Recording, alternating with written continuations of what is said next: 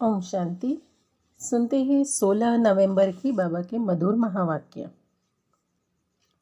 आज की मुरली में बाबा ने हम बच्चों को कहा, बच्चे ज्ञान का धन सबसे बड़ा धन है।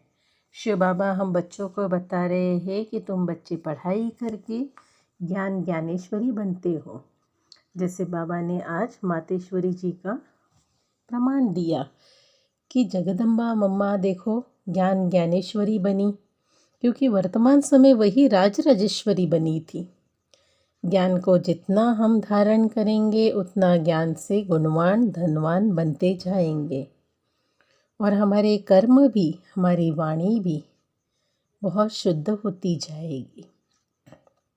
जैसे शिव बाबा ने कहे कि बच्चे इस ज्ञान मार्ग में चलने के लिए तुम्हें प्रतिज्ञा भी करनी है।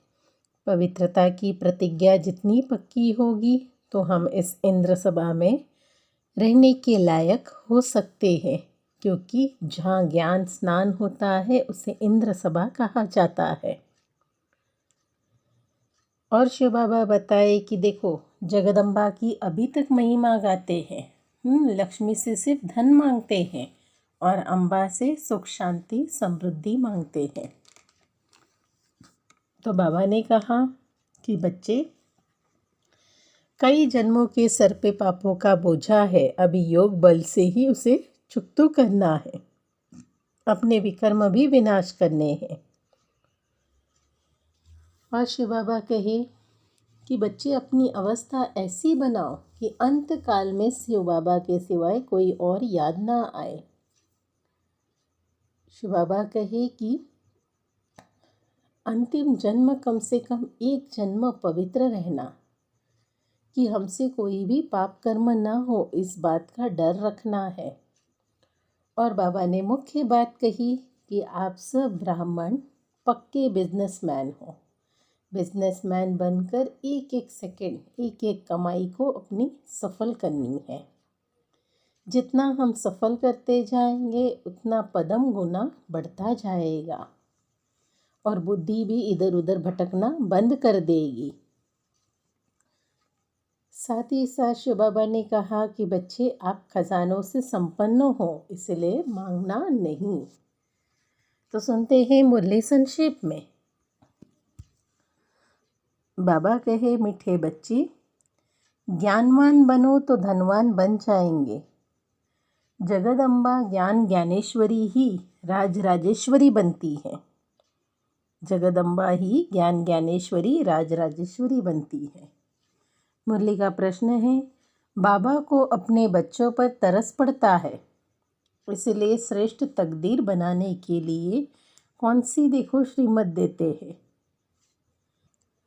श्रीमत देते हैं उत्तर, मीठे बच्चे सर पर जो पापों का बोझा है उसे मौत के पहले याद की यात्रा में रहकर उतार दो।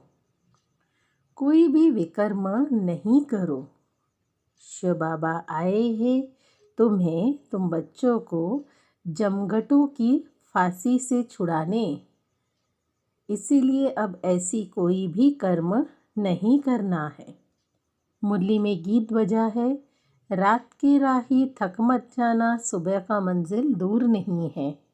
कलयुगी रात है, तो ऐसे समय में हम बच्चे राही बनकर यात्रा पर है।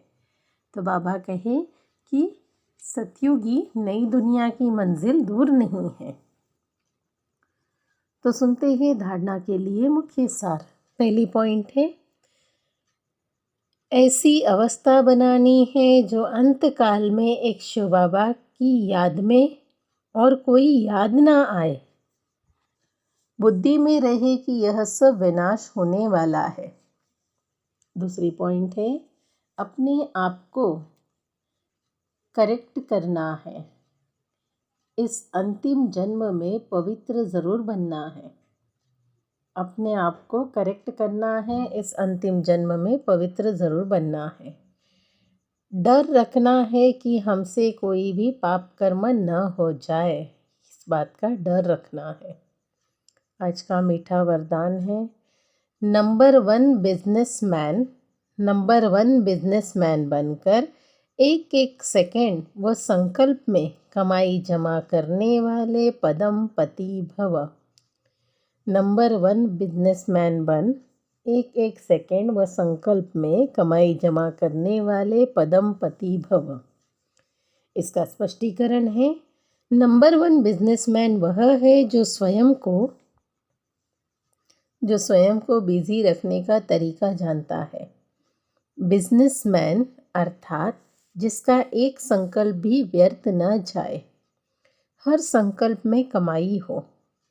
जैसे वह बिजनेसमैन एक एक पैसे को कार्य में लगाकर पदम गुना बना देता है, ऐसे आप भी एक एक सेकंड व संकल्प कमाई करके दिखाओ, तब पदमपति बनेंगे। इससे बुद्धि का भटकना बंद हो जाएगा और संकल्प व्यर्थ की कंप्लेंट भी समाप्त हो जाएगी। आज का स्लोगन है, जो मांगता है वो खुशी के खजानों से संपन्न नहीं हो सकता। जो मांगता है वह खुशी के खजानों से संपन्न नहीं हो सकता। अच्छा, ओम शांति।